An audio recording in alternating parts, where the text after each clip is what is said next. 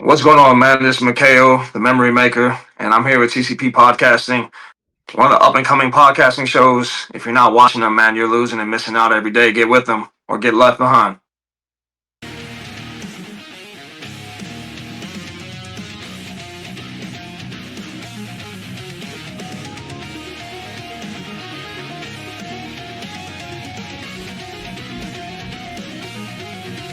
What is happening, friends of CCP Podcasting? Welcome to Beyond the Bell Live. I am Chris Page. It is a Sunday morning and a fantastic time to sit down and talk professional wrestling. I hope everybody's having a great weekend.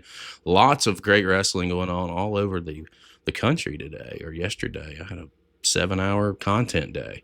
And I got another 7-hour content day today. Here we go. And what better way to do this than right here with each and every one of you? Let's not waste any time and get into the meat and potatoes of today's show. We have been fortunate enough to come across a online faction called the Real Moment of Truth, and have been turned on to so many different pieces of talent, not only here in the United States, but all over the world. And our guest today is one of those gentlemen who I had the honor of sitting down and watching some of after talking with the Real Moment of Truth. He's coming to us out of Arizona. And is going to be a very near and dear conversation to me. Anybody who has followed our channel long enough knows that I am a very, very prominent supporter of the LGBTQ plus community. I am a happily married gay man. So anytime that I get to talk to somebody that is of my lifestyle, I just cannot wait to pick the brains. Today, I welcome none other than the BGT. How are you, sir? Welcome to Beyond the Bell. Hi, I am doing really good. It is early over here. I'm definitely in need of some coffee, but I got some Powerade, so we starting good with the electrolytes. How are you? I'm doing well, dude. It has been a wild weekend, and to be fair, like we were chatting about when we were going to start and trying to figure out what our time zones were. And originally, we found out we were 3 hours apart. And you're like, oh, we can do this around 8 o'clock my time, and we realized that was actually would have been 7 o'clock your time. So we bumped back, but we're here. I cannot wait to sit down and talk with you about everything that you've got going on, not only in the scene of professional wrestling, but you in general. I truly am honored to have the time that we get with so many people like yourself. Welcome to the show. Thank you so much for having me. I'm excited. I'm really excited to see what people are gonna say. I want comments. I want all of it. So y'all don't hold back in there. Let me know how y'all feel. I'll answer the most craziest things ever. So let's get it. Yeah, if you got questions, you can drop them in the chat. I will get them worked in. I can tell you you're getting shout outs from the UK with UK Paul, and you're getting shout outs from the Netherlands with Goth. Goth saying, welcome, sir, and he is looking forward to this show.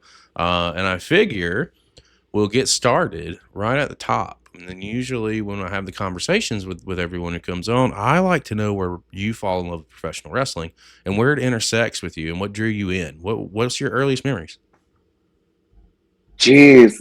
So I've never. I'm about to get canceled, but I was never really one to be like into the indie wrestling scene. Not because I didn't know it existed. I knew that it was a thing. It never really occurred to me. Hey, let me go watch a Raw or SmackDown show, and then let me go Google wrestling in my local area and go watch a show. That I didn't become that person. So. I've just always been a wrestling fan since I was a kid. Probably around. It was my grandpa that got me into it around 2005, 2004 ish. I was still like in my little Disney Channel era, and my grandpa would come home from work, and he was like, "Hey, we only got one TV. It's time for y'all to go play outside. Like it's my time to watch TV." And it was always specifically on Mondays, and I think at that time it was Tuesdays or Thursdays. Um, he was very particular about not having us have the TV, and over time, I just started. It was hot outside. We didn't want to go outside. It doesn't. When I say we, I mean me and my sister. We decided to just see like, what is he watching? Like, what's so intriguing about this thing that he's watching? And it was specifically the scene. The very first scene I seen in wrestling was the match between Victoria and Trish Stratus for the championship. and Trish retained. Victoria was about to get her, and Miki James debuted. And Miki James was a fan, just swinging like with her hits, and then like did her big one in the ring. And ever since then, I was hooked. Like it was just like, was that on purpose? Who is she? Like she was a fan. Like she was in the crowd. Like what is happening next week? Like just completely like obliterated, like just so fixated. And it got to the point where I had to go to my grandparents and tell my grandparents, like, I need you guys to record these on the VCR. And for people who don't know what VCR is, it's y'all need to Google it. And so he would record the episodes and I would watch it. So I think that's where I fell in love with it. It was really the women's division that kind of got me invested. And if I had to pick like the men's area that kind of got me invested, it was specifically when Edge won the briefcase.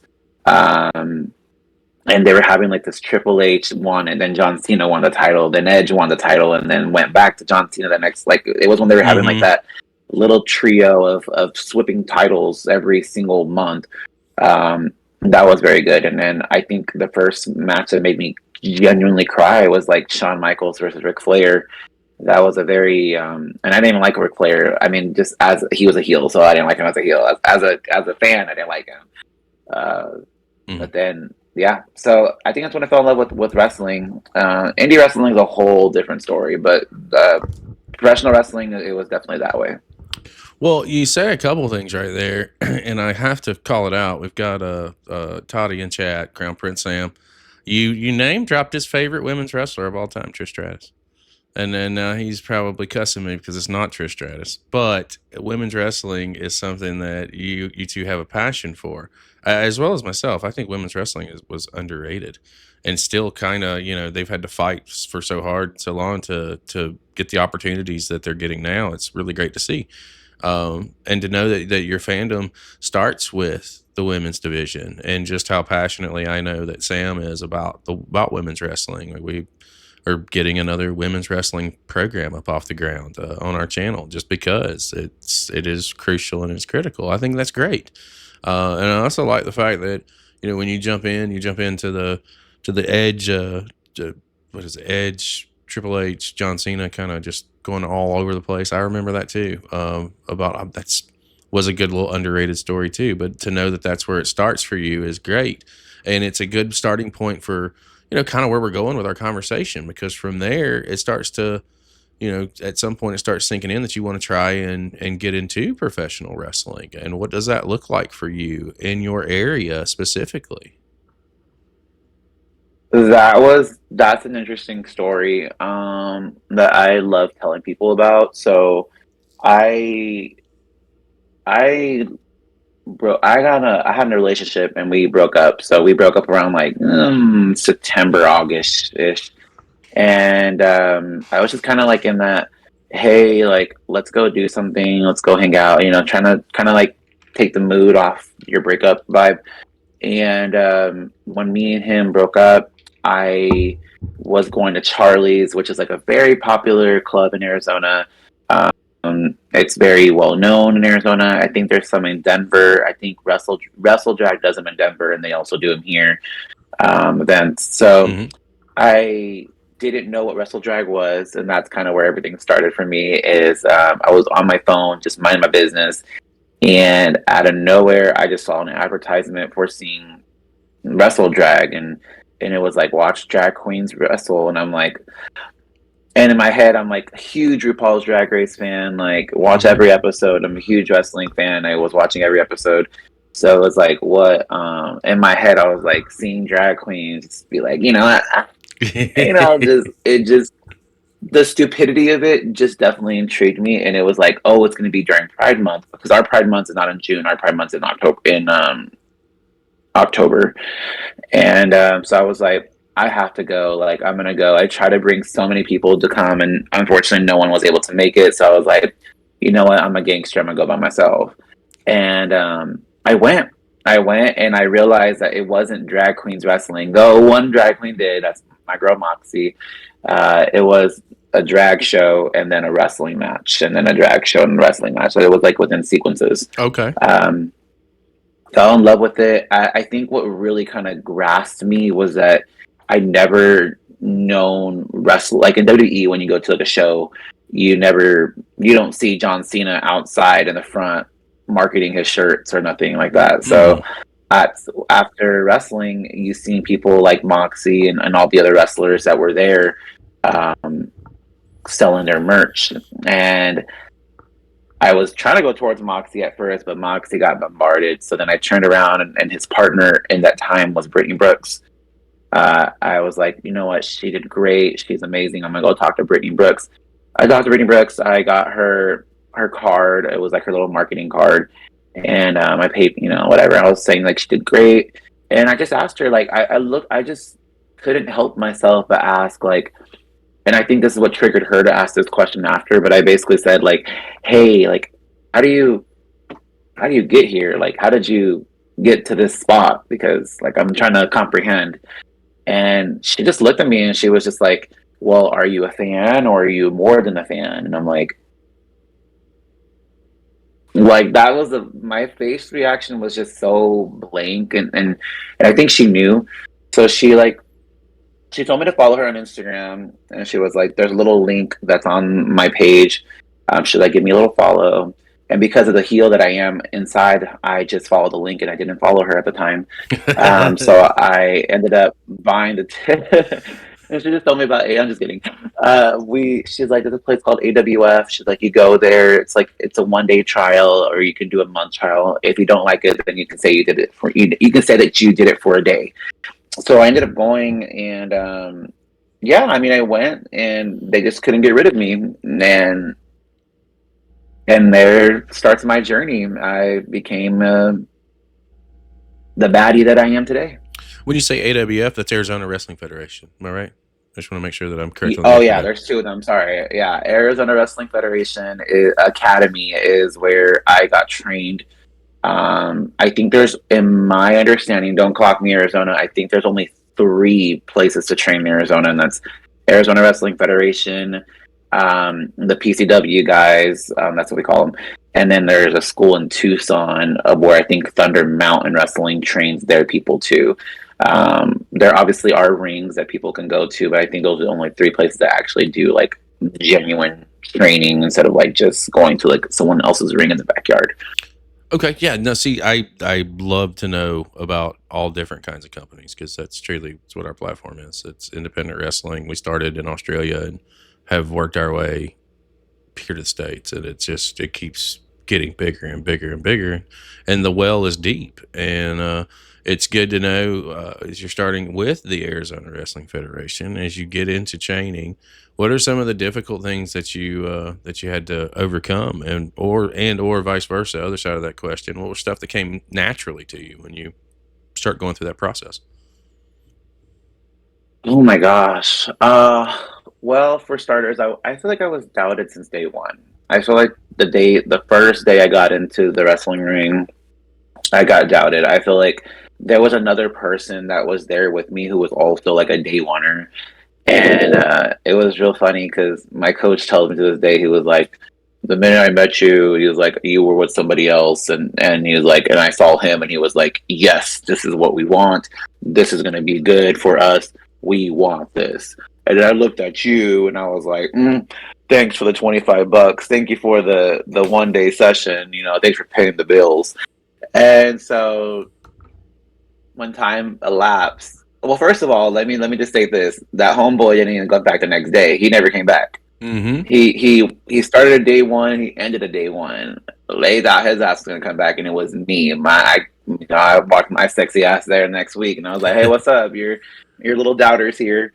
But I think what came really natural to me is probably my character, probably just like in general character work, personality. I have a very, very slick tongue. And it's gotten me in trouble, but it's also gotten me out of trouble. So that part came very easy to me, is just literally anything to do with character work. I think also if I had to give myself a little bit of a love, it would be selling. I think selling is because I'm very vocal. I think that's what kind of helps with my selling. So selling also plays a big component for me. The hardest stuff is and it's still to this day. To this day, it is just anything to do with like flips and twirls and all that nonsense. That's just too much. Like that, and I genuinely tried. I had done some top rope moves before, and I messed up my knee. Thank God I wasn't injured. It was just a big orb of purple. Yeah, so that to my day, I try to add some more intricate things to my moves. I like to use very clean moves, very technical and very base moves, but then put my own like flair on it. And I think that's what wrestling is supposed to be about. But there comes a point where I see people doing like backflips and getting the big like wow moments, and I kind of want those moments too. So I'm trying to force myself to be more intricate with my moveset, and I think that's probably my biggest struggle. But when I was in training, it's probably I don't know. It's hard to pinpoint.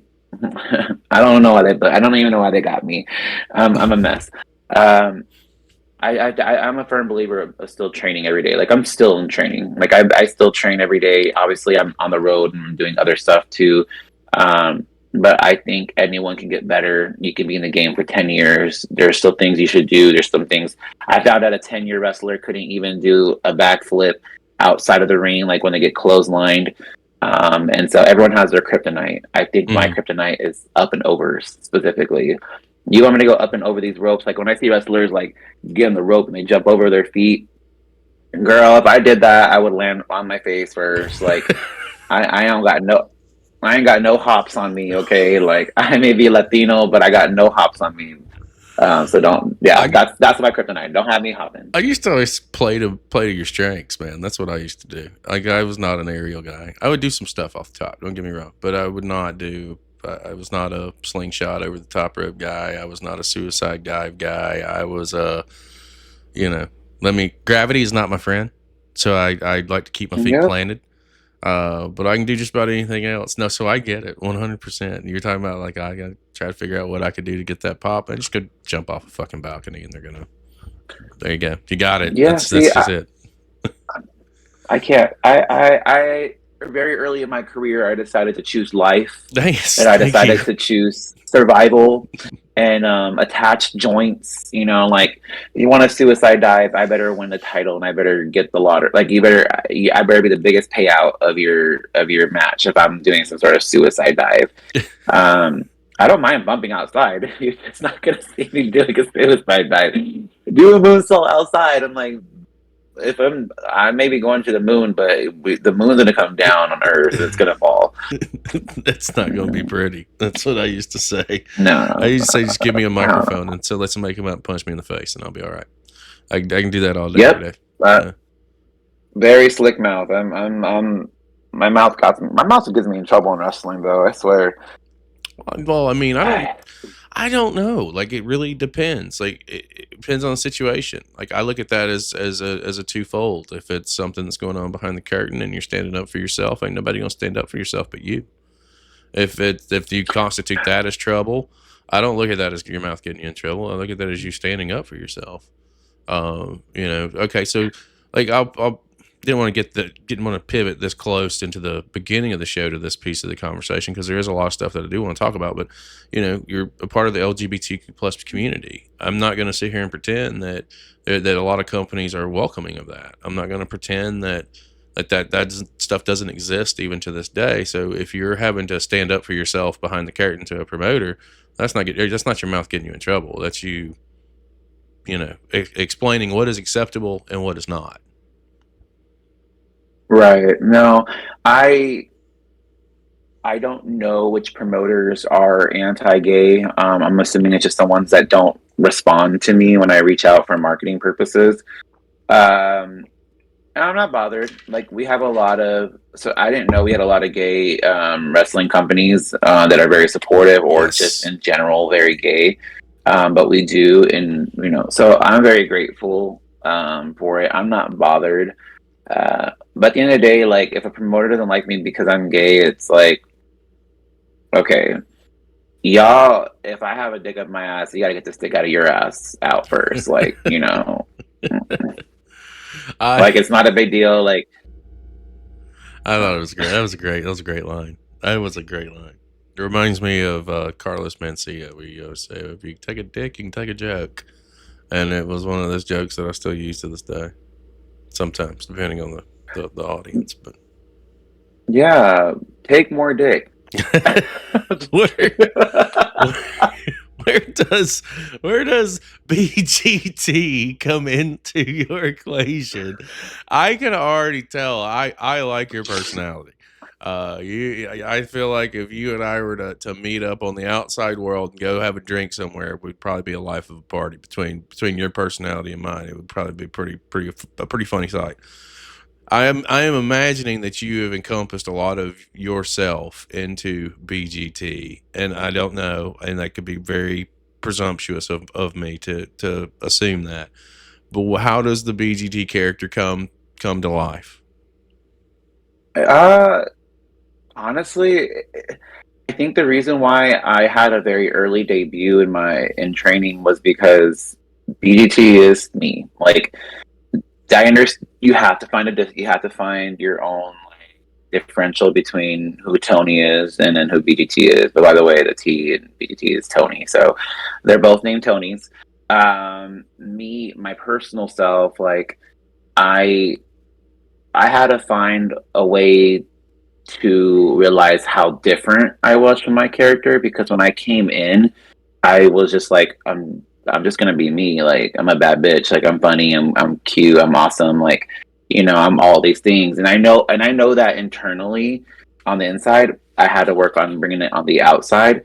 So that's what it was. But over time, I started realizing, like, am I playing a character? Or am I playing myself?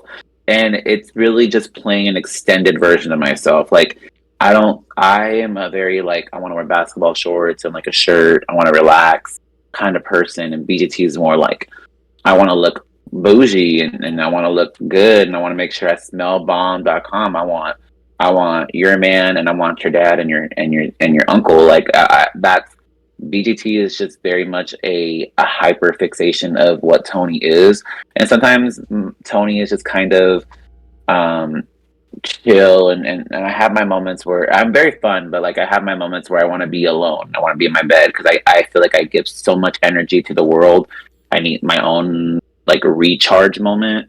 And BGT don't like it. BGT is like, I want the moment on me. I'm the moment taker. I am the person that people look out for. Like, you know, so that's when I figure out was the biggest difference. I need my me time, and BGT does not. Like, BGT will be literally on a suitcase heading home, putting his suitcase in the car, and if someone asks for a picture, he just goes into like, yeah, of course, it's gonna charge you like $10. Like, you know, like just start going into it. While Tony would be like, ma'am, you had all day to take a picture with me in there. Like, you could have been took a picture. Like, I'm about to go home and eat some Whataburger. Like, let me be. So, but overall, like, we're very similar people. I think what the best way to explain BGT is he's the high school version of what I wish I was like. I wish I was like this in high school, because high school, if anyone watching, high school was not good for me. Okay, everyone thinks, oh, Tony was so popular. No, I had my yearbook. I was not popular. But yeah, so I am in this delusional state of, or BGT is in this delusional state of thinking he is like the mean girl, like he is the girl, like, and yeah, so that's just kind of the whole difference. There's really not a lot of difference between us. Well, I want to say this, that Toddy in chat, Sam, yes, with a lot of A's on the talk of BGT, and Goth is calling for a clip on take more dick. So it looks like we may have a clip, and we may have a yes statement. Uh-oh. Well, wait, can I not see these comments? Where can I see these, guys? Is only you can see it? No, go over to if you're on a browser, go over to twitch.tv/CCPE podcasting, and you can see it right now. You can see comments as they come in. All right. Twitch.tv. Here, and guys, I'm sorry, I'm not a Discord person, so you all have to bear with me. And while Really you're coming from my doing life. that, I do have a question from Goth. Said, how Uh, long did it take for you to get connection with the crowd, as in them getting your character? How long did it take for the crowd to understand what BGT is all about? God, instantly. Okay, they knew who I was. They knew what they were gonna get. I came in looking like, you ever seen the Wrecking Ball from Miley Cyrus? That song. I was the Wrecking Ball. I looked like a disco ball. Like literally, my first outfit was like this long sleeve. Um, you know, my thighs were showing more than some thighs, and it was just a silver outfit with like a fringe spark. It's literally right here. Oh my gosh, I'm so stupid. Mm-hmm. This is literally what I wore to my debut, with this freaking sparkly hat that I've only worn once, by the way. And they knew what they were getting. They knew exactly what they were getting. You know when you go to McDonald's and you know what you're gonna get. That's exactly, I'm McDonald's. Like you knew exactly what was gonna happen that day. They connected with me. I think the specific time they connected with me is when I turned heel, because I came in every showcase. You're mostly a good guy, just because you're showcasing your. We have an AWF showcase where all newbies go up against sometimes veterans, Mm-hmm. and so in natural the veterans are kind of the heels, the bad guys, and so my first match was with my wrestle mom SOS. Love her to death. And so she was a heel, I was a face. I think people connected with me at that moment, but when they really connected with me is when I had this thing called the BGT show, which is what this shirt is. I made a show as a heel, very kind of Miz, very Wendy Williams kind of vibe, and I brought people on the show, and it was, it was like, it wasn't live; they were edited. I brought people on the show just to get to know, because there was about 8 of us that showcased that show on the showcase, and he tried to throw all of us into the field, but people didn't know who we all were. So it was a good time for people to know who these wrestlers were. At the same time, they figured out who I was. And I think the biggest word they came up with me was messy. Like, I'm just a messy queen. I talk my smack and I just say what I feel. I think my mom was supposed to replace my filter when I was a kid, and she never went to Petco and replaced it. So I grown up with just a very slick mouth. And yeah, and if it's not my mouth that's gonna get you, it's my face, because I can't hide my face. I can be quiet, but you're gonna know that I'm like thinking like, like you're gonna know I don't like you.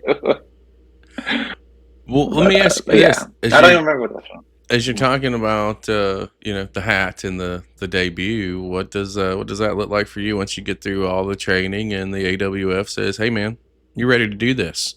What's that look like for you outside of the hat? I don't know. Like I like, you're asking me like how I felt when they told me I was ready. Yeah. And walking through that curtain for the first time, having that, if you can remember back to that debut. Oh,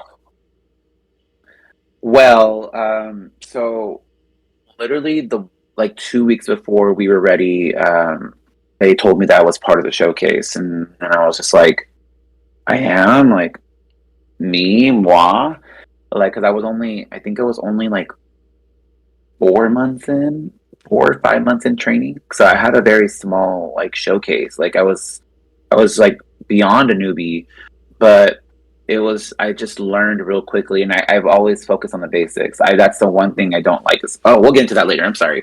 So um I showcased. I had to get my outfit ready. I had my outfit ready because we did a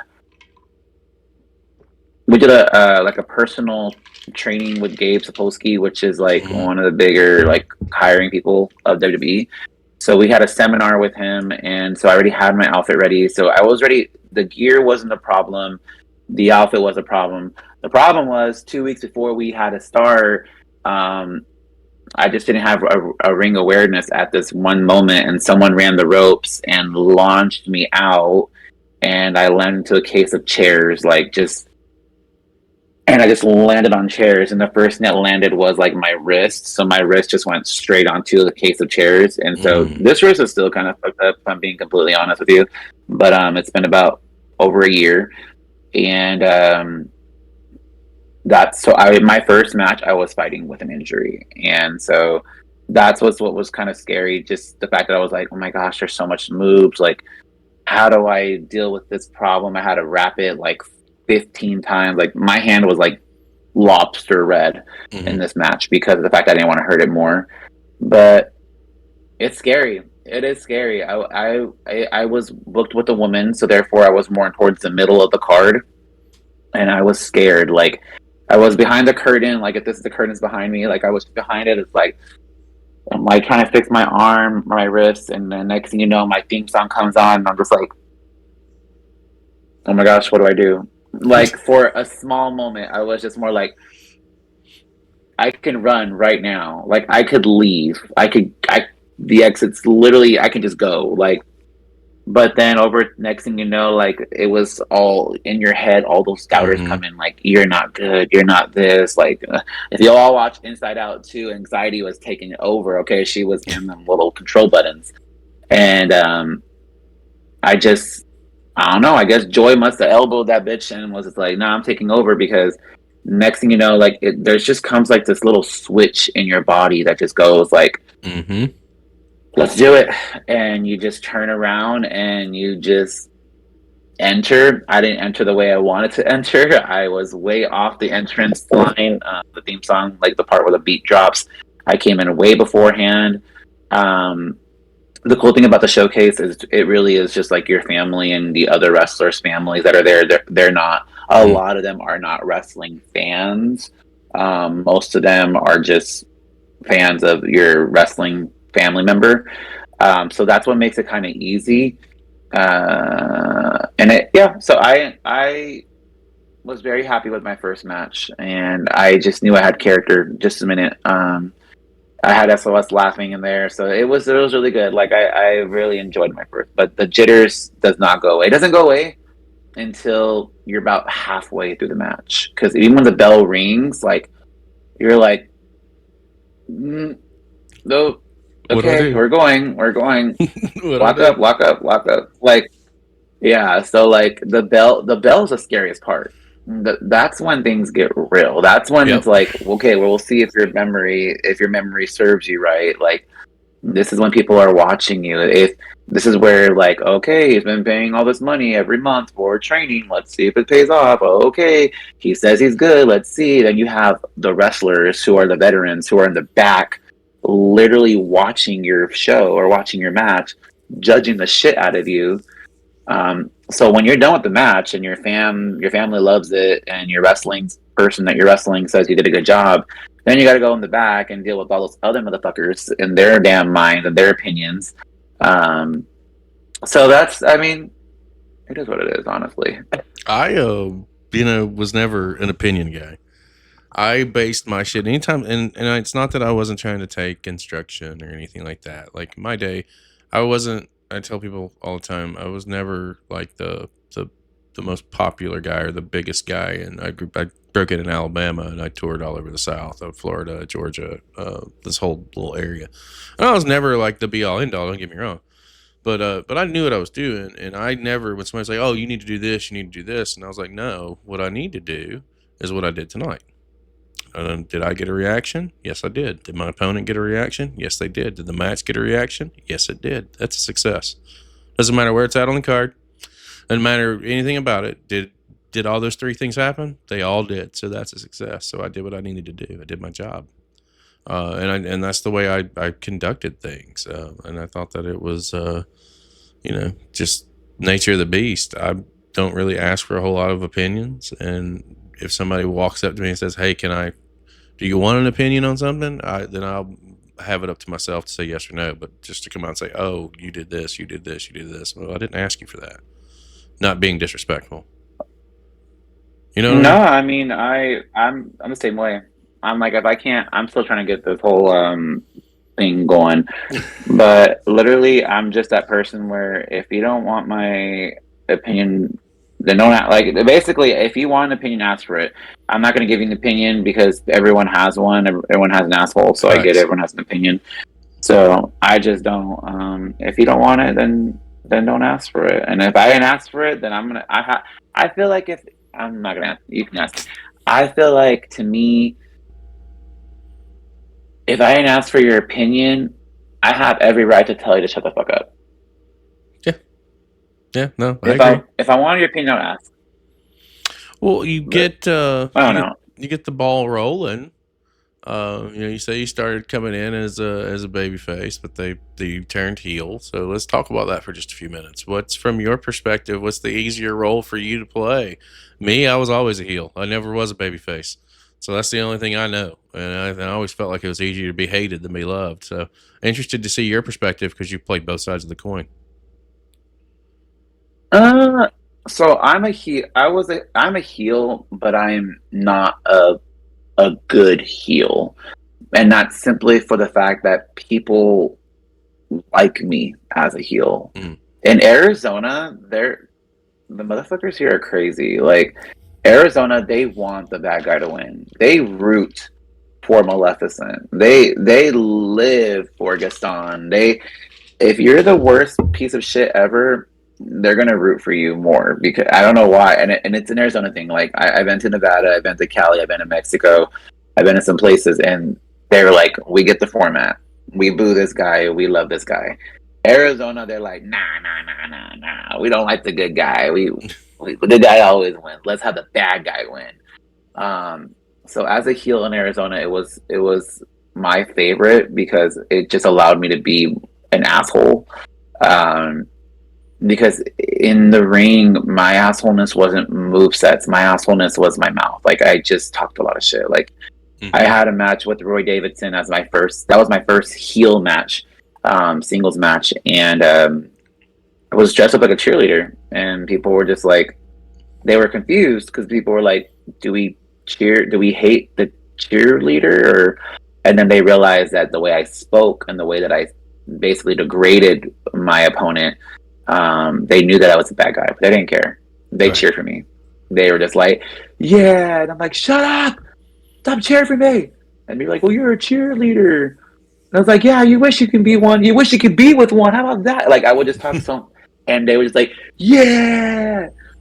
And then they're just like, fuck him up. And I'm like, no, I'm not. He's gonna fuck me up. Like, just trying to do the opposite. Like, I couldn't do anything. Like, I think the first time I ever got booed was when I did the BGT show. I did the BGT show live, and I was already a face, so I already flipped the coins, and that's when they started booing me. So that's when I realized everyone in Arizona, there's something wrong with you guys. There's something, you guys like too much toxicness. I don't know. It could have been the heat. I was a face. And the person I was interviewing, she was a heel. She was the heel of the women's division. And they were cheering for her. And I was like, are you guys dumb? So yeah, I don't know. Either I'm a bad heel or I am, I don't know. If people love you, even though you're a heel, do they really, it's kind of hard to tell if you're a good heel or not. I still got a reaction. I just didn't get a hateful reaction because I'm not like one of those like angry heels that's gonna be like choking people and you know I'm very expressive with my face, so that's probably what it is. Well, it's almost like Steve Austin back when he was a heel and he turned babyface right before the Attitude Era. He didn't change anything about his perception or who he was on TV. It was like an organic shift. But the thing that gives a lot of people power is the microphone. And if you have the ability to get them to boo the shit out of you, that's money. I don't care who you are. People are scared of me. We'll talk about it. I think people are genuinely scared. They are. Like, wrestling in the ring is nothing. Like, in the ring, like, people are like, okay, Tony's gonna be fine. Tony's a safe worker. He's not like super stiff. You know, he connects. Like, in the ring, I do my job, but I think the reason why I don't get a lot of mic moments is because I do think people are scared of me, and I haven't had a moment knock on wood, where someone has basically shut me up as far as like as far as roasting. The same BGT show that I did live, the one I just talked about, I think I got her. Like it got to a point where like she didn't know what else to say because I was handling her. At that moment, I realized like they're gonna want me to just keep talking shit, so I'm just gonna keep talking, and I was just going back to back to back to back to back, and you can just look in her face, and she just seems like, and I was just like, say something, and then her man comes out, and that's how I get attacked, and I must did a good job because he's like our biggest heel in the men's division, and they were cheering for him. They were booing me and my gay tag team partner, and they were cheering for the biggest woman heel in the world and one of the biggest heels in Arizona, Chris Evans. I don't know, he's probably the biggest heel ever, but they were cheering for him because that's just how Arizona is. But yeah, I think the minute I get on the mic, I think people are like, get a little like, oh, what is he gonna say? Because I like to blend the line of reality to wrestling. I'm always in this weird little middle area, and sometimes it can trigger people. But I think when it comes to a mic moment, they're scared. My promos are usually pretty well. I usually get nothing but compliments from promoters, from my trainer. Like that was a number one thing where people were like, "All right, if we had to rank all of our people at Arizona Wrestling Federation based off promos and based off mic skills, where would BGT follow under?" And I think maybe besides like a live, because SOS is really good when it comes to live promos. And she's talking personally, like she's really quick with it. I think I fall somewhere under where she's at. Like I think I have probably one of the top tiers on speaking. I can make someone feel really bad about themselves. It was always oh my goodness. It's a blessing and a curse, isn't it? Like it was always easier for me to talk. I told you, like I've been the guy. I'll talk anybody into a building to watch somebody else punch me in the face, and I'm okay with that. I'm gonna get paid. It's gonna be fun. It's gonna be great, and I made a lot of money that way. But there's so much power that comes with a microphone, and I handled my promos the same way I handled my ring work. I'm from an older generation. We didn't talk about stuff. We called it in the ring. We would get together and kind of ABC. Here's 3 little snippets that we definitely want to work in. Here's 3 snippets that they want to work in. Now we're going to create and we're going to listen to the crowd when we go out there. Same thing on the microphone. I would never have in my head what I wanted to say because I always felt like, and I still to this day, I feel like people can see through fake. And I think people can see through a lot. So if you're not authentic and you don't believe what you're saying and you don't have that cause for whatever the issue is that I'm being an antagonist on, then you're not going to buy it. You're not going to believe it. And if I rehearse something, then it feels like it's forced now. It feels like it's not genuine. It's not as authentic as it could be. So that's something that I used to fight with all the time. Do you have trouble with that nowadays? Are you on the cuff? Are you on the fly? No, I am definitely not an on the fly person. I don't know if it's a legitimate thing, but I feel like I really do have borderline like overthinker syndrome. I overthink everything. And so I need a skeleton. Like there's obviously some parts where we can add some stuff like, when we're calling in the heat, but I don't want to, like, to me, when we're doing like the heat stuff, like it's okay if you're going to throw me around the corner and do some rest holds, stuff like that. But when it's a move that involves me getting up or bumping correctly, I need to know what those moves are. Like it's just more of I've always been a very theatric person. I've always been pretty good at, that was just part of me going to college and have to be I want to be a teacher, and I had to learn like theatric classes. I don't know why, theater. But it was like part of like one of my requirements. And so I've always been good at making things seem like they aren't fake, that it's very much real. So I think that's one of the biggest talents that I may have, because I can tell when things aren't, I can tell when it's looks more real. I don't be like, okay, next spot is this, next spot is that. Now there are parts where, because every time I have to do something on the fly, I think about it in my head and then it looks choppy. It looks so bad. Like I had a match recently with another wrestler and I was supposed to run and give him a forearm, but he was in the wrong corner, so I had to basically get him into the right corner that we had planned. And so I just went in and did like a running, I don't know, like a running bicycle kick to the jump to the corner, and it just looked terrible. Like it, I watched it and I was just like, and in my head it's like, well, this wasn't what the plan was. So if this was done accordingly, then it would have looked more better. So I blame myself. Things have to be exact the way they are, and if they're not, I can improvise to get it to where it's supposed to go.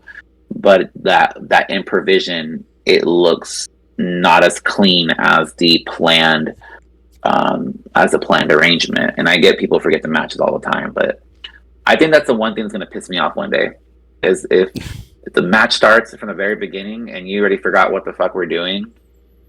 I will literally go to the back and be like, do you need fish oil pills? Like, do you need some liver, or like, do you need some sort of specific, like, I will go on Amazon and I will purchase some sort of memory enhancement pills that you can replace with your protein powder, because you can't seem to somehow manage to remember a simple match. How did the bell ring and then you just, like, I get it. I've forgotten some things before too. I forgot to duck a couple of times.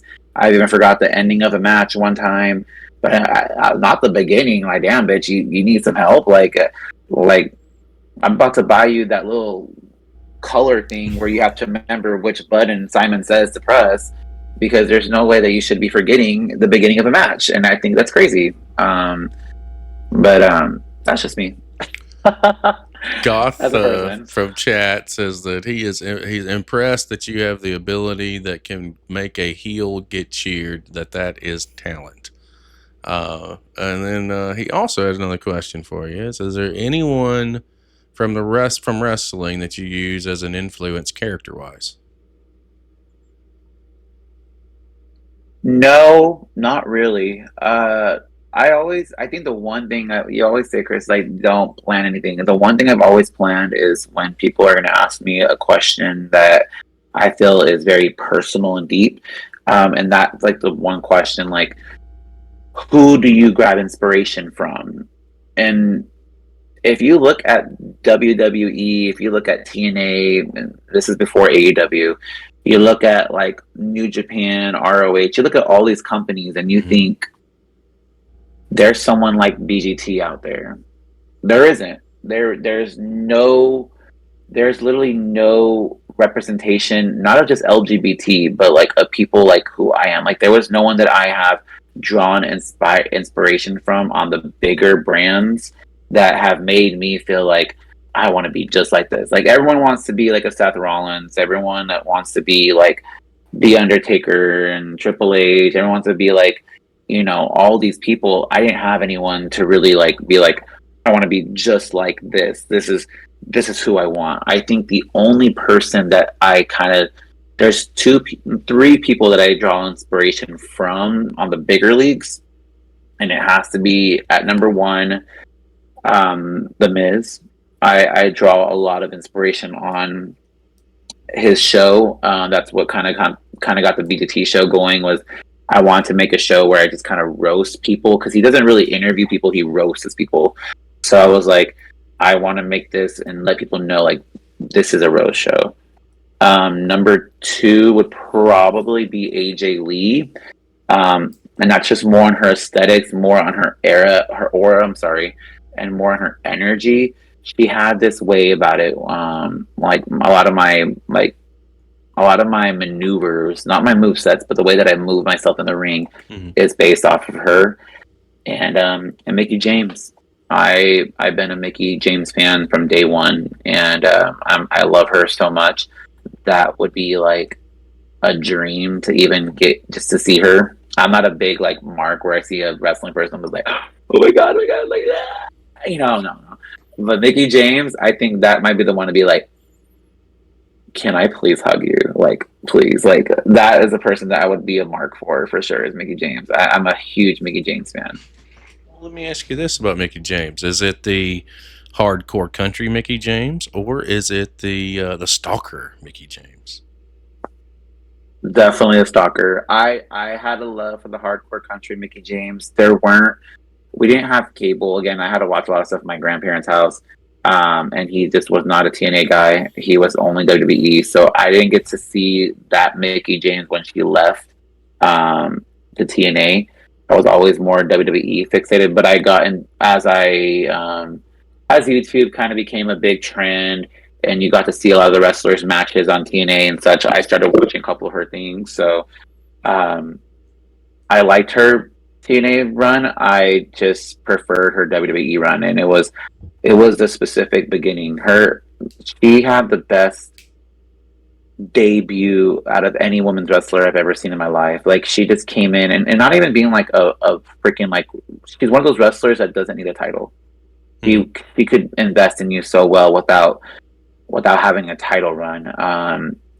I will say it's the Psycho Miki James, and then we get into like that disco looking outfit that she was kind of wearing when the Divas came out. Mm-hmm. And then there's like TNA. I prefer Psycho, TNA, and then this disco looking one. And then she came back, and they should have. Then they didn't. They let that balloon fall. I don't like the way they treated her, but that's just me personally. Goth said Miki James versus Asuka was something awesome. That I knew it. Whoever said that, Goth. Okay, Goth. Let me tell you something.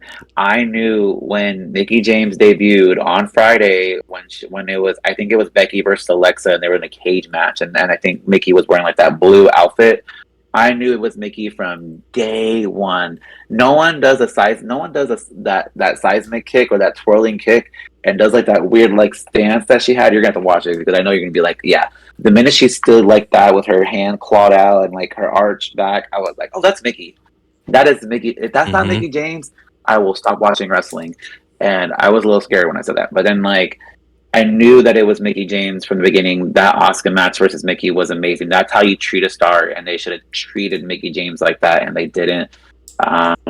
She's fine. She's good. Her husband, she has a fine ass husband. He's in SmackDown. He's doing great. She's on that show that I'm not going to quote because I haven't watched it yet. LFG. Okay, I was going to say LFG. It's on LFG. I love her energy. I think there are a couple moves that I have utilized from her that I haven't quite showcased yet. So I am excited to use those moves. Teaser. And I know, a little teaser. But yeah, I'm a huge Miki James fan. I love her so much. Well, what are some, thus far in your early journey in your career, man, what are some of your highlight moments? Some stuff that you stick out. I mean, we've talked a little bit about the BGT show, which sounds like that was a hit, and it should probably still be a thing. What other kind of moments have stand out to you on your journey so far?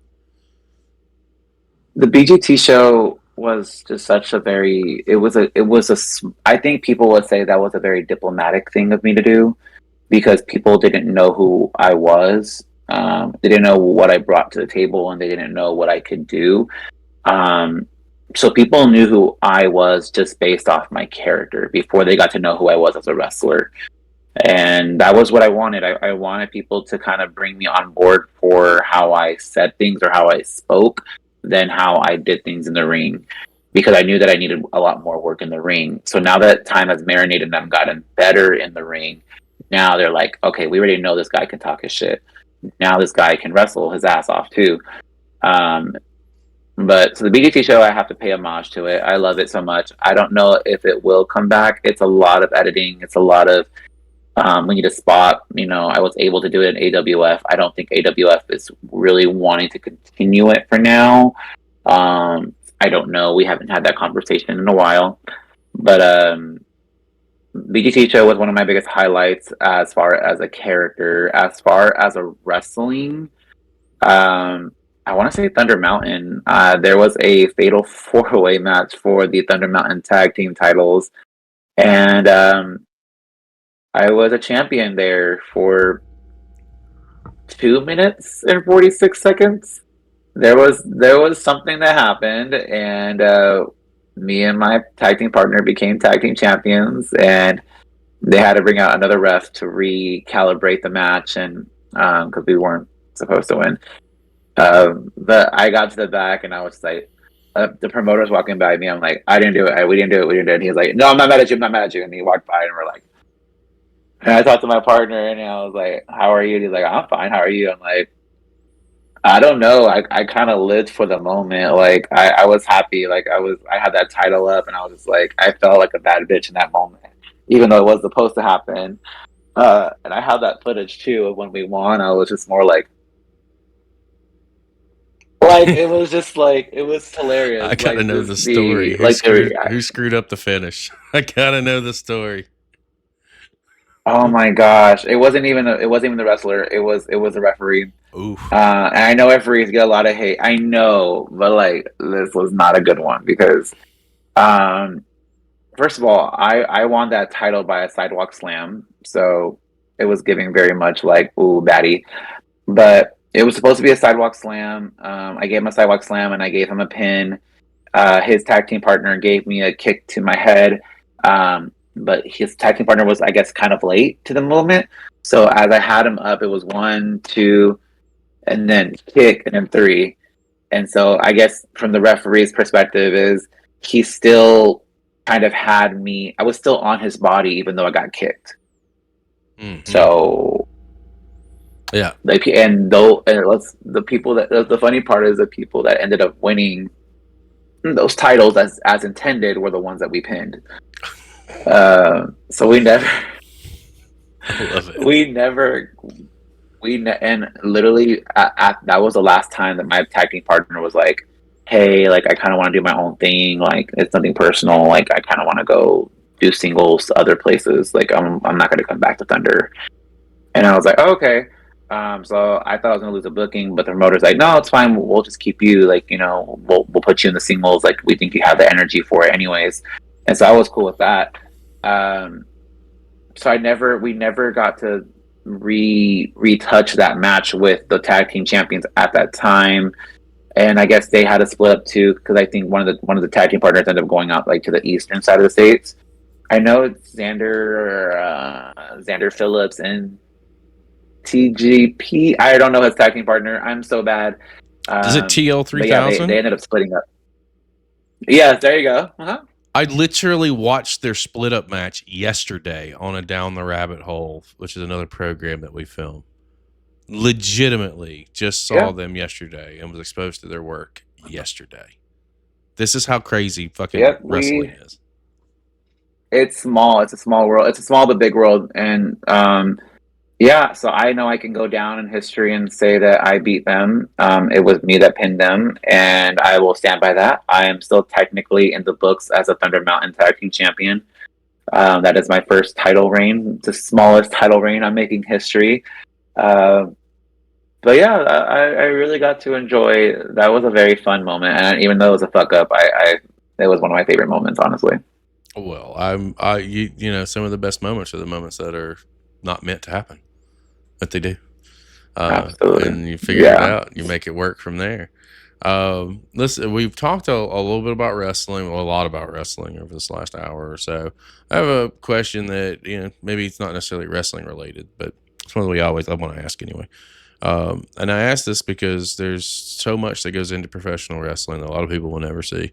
Whether it's promos that you're cutting and editing, whether it's your training, whether it's traveling, whatever, people don't see it. There's a lot that goes with it. How do you relax? How do you decompress when you clock out from wrestling? What makes Tony tick? What's some stuff you like to do?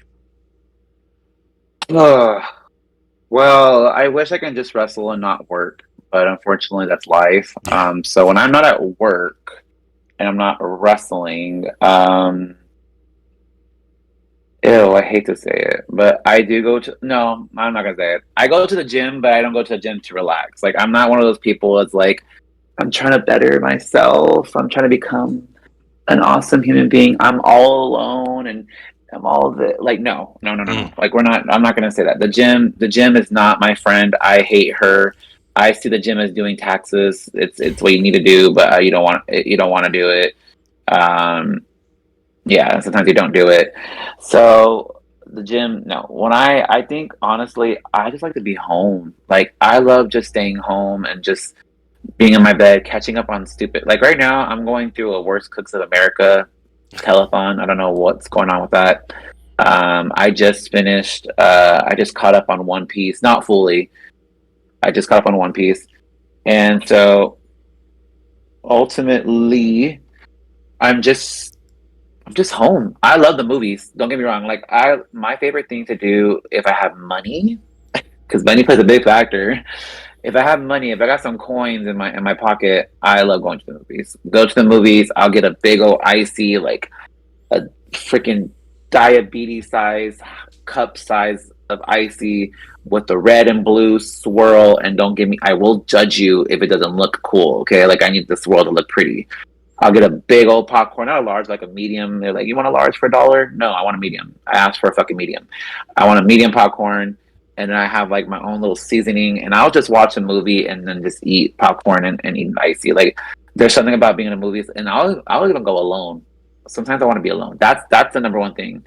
So for all the people asking, I like to be alone. I have a work job where in an office where I have to be nice to people and be professional and talk to people and have a headset on for 8 hours a day. And then I got to go to wrestling where I have to pretend to be a nice person and pretend like I love people. I do care, but I have to pretend. I have to put on my best face forward, and it's still a good time. Even being at work is a good time, but there are days I just want to be at home or be alone. Like I'm not those. I'm one of those weird people that will go to a dinner table or go to a restaurant by myself because I want to be alone, but I also want to enjoy the little high end life. You can't do shit. You can't do shit out here in Phoenix in the summer. Chris, you hot. burn like it's hot out here. Yeah, I'm in Florida, bro. I get it. It's a different kind of heat. It's the whole way around. You can find a pool if you're lucky. If you have some friends, you can go to a pool moment, but that's about it. Toddy in chat says, we're talking about work, says same. He said he hates when the Army makes him go. He also said about your binge watching, a true story, they're binging the same show, and apparently they love Chef Ann. I love Chef Ann. She is a little asshole. She is funny. I think one time someone called her, one of the celebrities called, it was like the celebrity season. He was like chopping up some stuff, and she was like, "You need to chop it finely." And he was like, "Absolutely, sweetheart." She was like, "Don't call me sweetheart, call me chef." And she was like, "Yes, Chef Ann." And I was like, period, call her. Like I don't know how she gets her hair like to be like, her hair is literally looks like this. That just kind of stands there. I like her energy. I love all her food. I feel like she's like that cook that makes like children food. Like she would make SpaghettiOs like delicious. Like I don't know how she would put her own little twist on grilled cheese and make it like bomb. Like everyone that she's went up against, I'm like, I don't like any of their food, but everyone that, except for maybe Rachel Ray, I liked her food. But Chef Ann, I'm a big Chef Ann fan. She's quirky. She's different. You have to be different in order to make it in life, and she is. Like she wears like she was, I think she's the first person to wear Crocs. Like she wore like big old red Crocs or something. Like, do you think I would split my hair and do this if I didn't want to get some sort of attention? Even when I'm at the mall minding my business, people look at this and they're like, "Oh, who's this, a little attention seeker?" Yeah, me. Yeah, that's me. But yeah, I love Chef Ann. I love it. I love it, man. I love it. Man, you've already started doing some traveling, right? This is another question that I've started working into these shows because we have a pretty wide reach and have made a lot of friends all over the world. Where are some places that you want to work? Where are some companies out there on the independent scene, whether it's here in the States or it can be internationally? Because like I said, we've got a pretty big reach. We cast a pretty large net.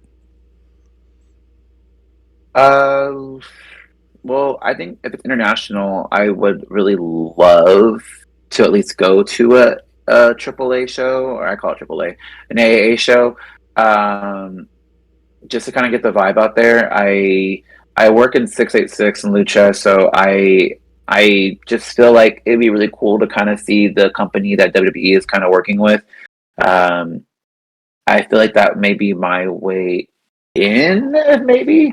I don't know. There, having the exotical style is definitely something that is a benefit to me. So I feel like I want to reap those benefits by getting to meet those types of people. I don't speak Spanish. I am Latino. I just don't speak Spanish. So I'm like a little.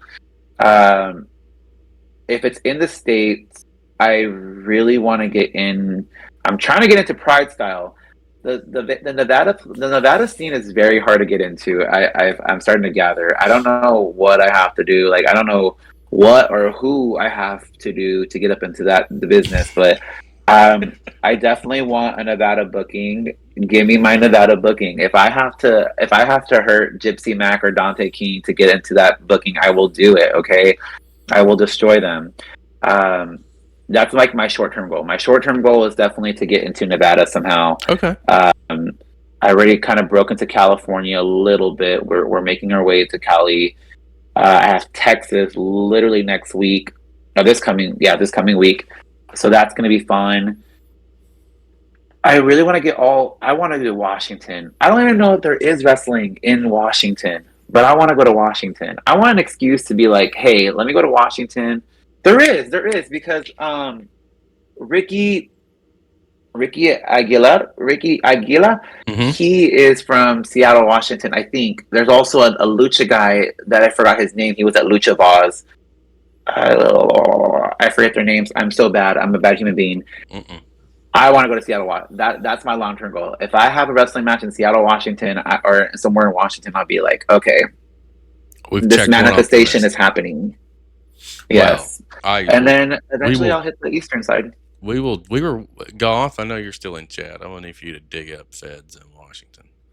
It's a beautiful thing about having 7 or 8 people that work with you on projects like this, because you can just say, "Hey, man, I need you to do this," and they're going to be on top of it. We're going to find you somewhere in Washington. Mark my words.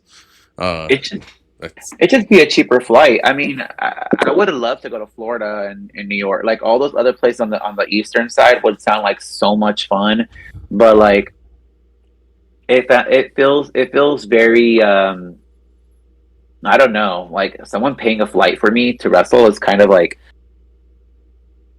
me. Like, are you sure? Like, so like I haven't gotten to that level of like, damn, I'm being flown out. Like I'm a badass. Like I haven't gotten to that level yet. Like I'd just be like, hey, like, are you sure you want to pay for that flight? Like that round trip is pretty expensive. Like, have you seen my work? Like, and I have to get more confident in myself on that, because I know like I can see why people from other states where it's driving capable, I can see why people want me. But to fly me out, that's like a whole different thing. Like I just be like, are you sure, Dreamwave, you want to book me? Like, I'll fly out. Like, don't get me wrong. Like, I got the suitcase going. Like, I'm ready. I'm on the plane right now. But like, are you sure? Before we Are you take sure off, about they're this? not going to ask me to reimburse this flight, right? Like, that's Yeah. Before before the flight attendant gives me my peanuts and my Diet Coke, are you sure that you want me here? I like how I clocked my age because of the way I'm holding the phone. Yeah. So I don't know that's probably like one of the biggest dream is to get a flight. If I get a flight out, I will feel like I have made a name for myself internationally. So, and I think you have to fly me out to Washington. So even that's going to be a goal. But imagine someone being like, "We want you to come to New York for New York WrestleMania week," or I'll be like, "Damn, I'm a badass. I'm crazy." no, but it's things So yeah, that are easily attainable and can happen. It's one of those situations why I love our platform. Our platform, it's all solely indie wrestling, man. This is all we do. This is every week. It's 900 miles an hour. We don't do this for money. We don't do this for fame. We don't do this for fortune. We do this because we genuinely love independent wrestling and how it is on fire everywhere. I've never seen it like this before. And I'm 42. I turned 43 in September. So I've been following professional wrestling since the mid 80s. And not since the territory days have I seen what I see now, not just in the United States, but everywhere. We're on every continent. If you'd have told me that, 4 years ago, 5 years ago, that somebody on every continent would know who I am in some form or fashion, not just me, but the team that works with me, and know our channel, I'd call you crazy. I called you a fucking liar. You're lying. But here we are. You know, this is something that's real, and it's stuff that is very attainable, especially when you get out there and you put in the work to make it happen. And that's something that I can see from your perspective that you've been doing, and it looks like it's about to take off, and it's about to catch. And I say all that to say this, because as we have these conversations, I know that we just scratched the surface, and it's by design, because there's a lot to unpack, and there's a lot to discuss, and there's a lot about BGT that we haven't talked about. But I do that because I want the door to be open for you to come back and talk to us at any point in time when you want to come back on our program and sit down and chill with us. I'd love to get Toddy in here too, because much like myself, I'm an openly gay man. I'm married to a black man in the South, buddy. I've got all the whammies going against me. And Toddy is LGBTQ plus as well. Like, we're UK Paul, one of our other co-hosts over in the UK. Like, we're very LGBTQ friendly, and it is exciting to see someone that's just getting started, or has been getting started, has had a couple of years under his belt, really start to build this momentum for yourself, because it's a matter of time before shit really breaks for you. You've got the personality, you've got the skills on the microphone, and you've got the skills in the ring. So it's not a matter of what's going to happen, it's when it's going to happen. And I'll say that to say this. I have two questions for you. These are my $1 million questions. And I know I just put you up on a pedestal. When it comes to where you want to be, and who you want to be in the ring with, who are some guys out there right now, or girls? Does intergender wrestling is a thing too? Or are some people that you want to get in the ring with, that you want to test your skills against? See, I feel like I'm so close to face, like, and I mentioned his name a few times. Like, Dante King to me is someone that I want to kind of get into the mess with, only because I've watched his matches as a trainee. Like, I went to a lot of shows where I wasn't booked in, and I watched his matches. I know his style of matches. I know how he runs and how he is. And to me, I was not trained that style. And so I want to challenge myself to see if I can, for lack of better words, like, keep up with him. Because he's very fast, and then we have a lot of fast people in our division too. Like, don't get me wrong. But to me, I feel like he's at a certain caliber where it would be, I like to make realistic steps. So I'm not going to be like, oh, I want to face John Cena before he retires. Like, I want to eat candy corn with a unicorn, but sometimes you have to be a little bit more real with yourself and set short-term goals that are attainable. And I feel like I'm getting close. I feel like I'm so close to facing him. So he is one of my short-term goals to get. And I do also want to face someone that's been tenured in the AWF. I really want to face Ray Black. I think he makes people look really good, and I think I make people look really good, and I think we can make each other look amazing. If it's someone in Arizona that's outside of, I want to face Brittany Brooks. I want to face the person that got me here. Like, I feel like I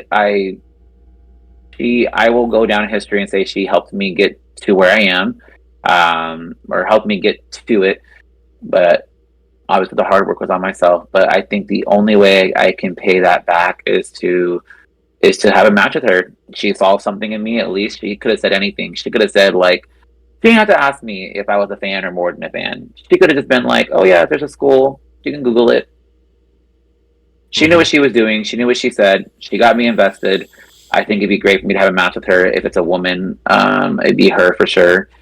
And I want to make her proud, but I also want to whoop that ass.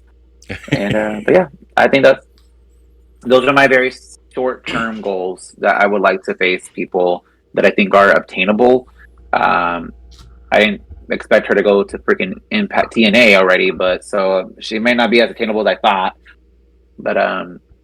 But yeah, that's kind of what I feel like. Those three people are the three people that I'd be like, okay, you're leveling up. I'm all about leveling up, not mastering it, but I want to go from at least a a bachelor's degree to a master's degree, and how do I get to there? And it's by facing those three people. Well, that's a great answer, man. I love hearing that.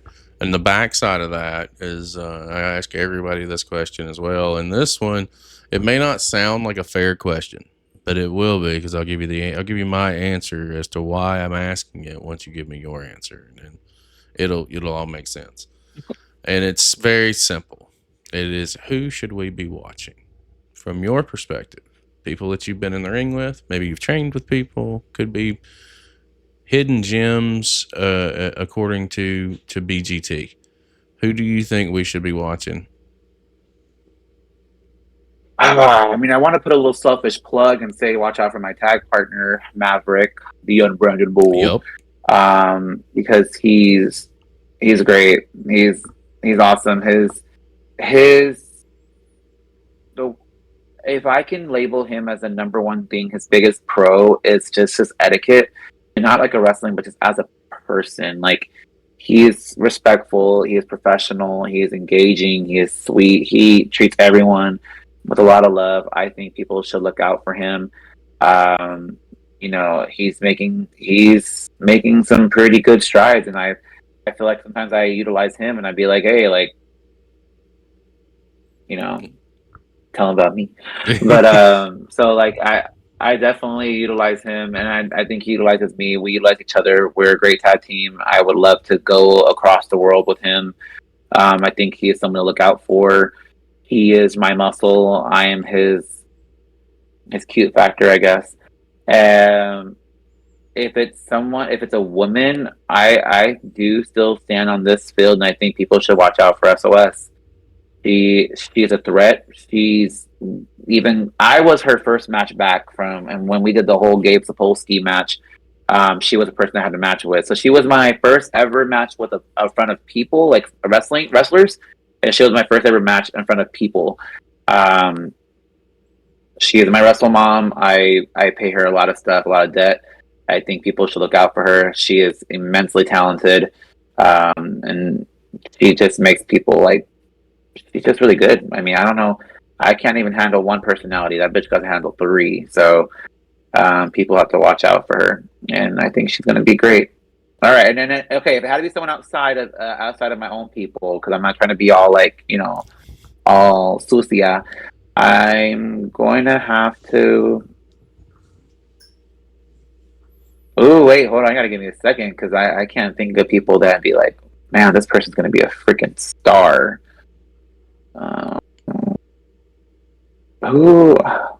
It's because if I say it, they're gonna be like, what happens when you say I'm a star? Like, they're gonna give me shit for it. But if I had to say someone, if I really do, I do think Gypsy Mac is gonna be someone. There's just something about her. She's already someone, but yeah, I can see it. I can definitely see it. I would love to do an intergender match with her. An intergender tag match would be cool. I would love for her and Dante to go up against me and SOS. Dream match, right? Big, there. like, Personal. Hello? Like, you guys, like, seriously, like, get with the pro. Like, if that's my way into Dante and Gypsy, if I get to hit Dante in his pretty face just because we want an intergender match, who else besides the couple and then the Wrestle family? Like, me and SOS are literally, that's my Wrestle mom. Like, I asked her to adopt me. She helps me she makes my shirts. She helps me with concepts, ideas. She does so much for me. So who else to go up against the power couple than me and her? And I just feel like that match would be so good. Give us a match, and don't give me no little 8-minute tag match. We need at least 20 minutes, okay? But so are we counting entrances? There you go. Are we counting entrances on that 20 minutes? Or are we No, counting hell bell to bell? no. Okay, Hell bell to no. bell? Got it. Gotta bell to bell, 15 to 20 minutes. My dude, yes. Give me Takes bell to bell. It takes me like 4 minutes. It takes me 4 minutes just to get in the ring. Hell no. Take me 6 to remove a ring jacket or a robe just because I'm gonna milk that gimmick too. I get tired of it. This has been a fantastic little chat, man. I really, really appreciate you coming by and hanging out and discussing a little bit about yourself and what you've got going on and where you're going to be going. On our way out, I always turn the floor over to you. What do you want to talk about? What do you have to plug? Where can our audience find you? Where can you direct folks to? You can find me on OnlyFans. I'm just kidding. No, he's You not. can I'm just find kidding. me. I'm kidding. Nah, nah, I don't. Not I'm yet. kidding. Not I'm yet. kidding. Why not? I think. Let me see. So literally next week I'll be in Thunder Mountain, which is in Douglas, Arizona. I'm booked a lot in Arizona. I want to say I think I've made my way into Arizona. So if you guys are ever in Arizona and you guys are wrestling fans, most likely I'm wrestling sometime in the month. So Arizona is where I'm getting booked at. Great, love it. You can catch me at Douglas, Arizona. Literally next week. I'll be in Paso, Texas for Power Lucha, which will be amazing to make my debut out there. I have some bookings in California that are slowly marinating. Valor Pro Wrestling kind of has me under their wing for now. I'm hoping to get on other places in Cali. If y'all know places, let me know. Jeez, like, come Millennium on, who Pro doesn't want a gay cheerleader? Wrestling, Primal Pro Wrestling. They're friends of ours. We'll chat. So Cali will be fun. But yeah, I mean, I'm just doing a lot of. I think the one thing people will notice me is on social media. I have a good social media presence. I'm posting daily. My promos have, in my opinion, really good editing. I hate doing promos like right here. Like, no, I'm outside. I'm doing something. I'm always trying to be different and creative. So yeah, guys, catch me on social media. It's the underscore BGT underscore PW. And you guys just follow my journey. I'm super excited to see where things have got me. It's very small tenure here that I had in wrestling, but I think I got some good traction, and I'm just ready to go beyond the moon. We have no doubts that is definitely something that's going to happen. I really, really enjoy your personality. And if this is just a piece of what you put in front of an audience, I can only imagine what it's like to see that volume cranked up to 10 and see how you really get out there and handle things. It is going to be phenomenal to sit back and watch. And as he said, guys, the easiest way that you can support independent wrestling is by sharing, and subscribing. Right there, it's been on screen the entire show. He just said it. The underscore BGT underscore pro wrestler, PW for pro wrestler. It's where you'll be able to find him. Hit that follow button and go comment, like the content, share it. You're on social media fucking anyway. So just scroll, share, show your support. It's super simple. This again, man, I can't thank you enough for giving me some time this morning early for you out that way. And truly, definitely want you to come back on the show. I'd love to have you. I need to set it up where we can get Toddy in, because I think that you two would have just like our dynamic was good. The dynamic between the three of us would be chef's kiss, priceless. Let me tell you, the personalities are going to be insane. Hell yeah, I'm down. And maybe I'll give you an update. I'll have to keep track of this date and then see what has happened since then. And then for that guy that watches Worst Cooks in America, you can follow me because I'm catching up. Okay, I'm on season 15. So that's Toddy. Chef Ann. That's Toddy. That's what I'm saying. Okay. He's a co-host. He's like my right hand on the channel. He's the guy I usually talk all the ideas about. So, and he would have been here too today, but it was a last minute thing that came up on his side of the coin. And I was like, I just go take care of that, and we'll get him back on the show, because I know he wanted to be here. So we're gonna make that happen. Again, this has been a pleasure, guys. We appreciate each and every one of you who have dropped in and hung out with us over the last hour or so. Again, can't stress enough, follow the underscore BGT underscore PW on Instagram. Get the content out there. This guy's crushing it. For Big Gay Tony, I am Big Gay Chris, and we will see you next time. Bye, guys.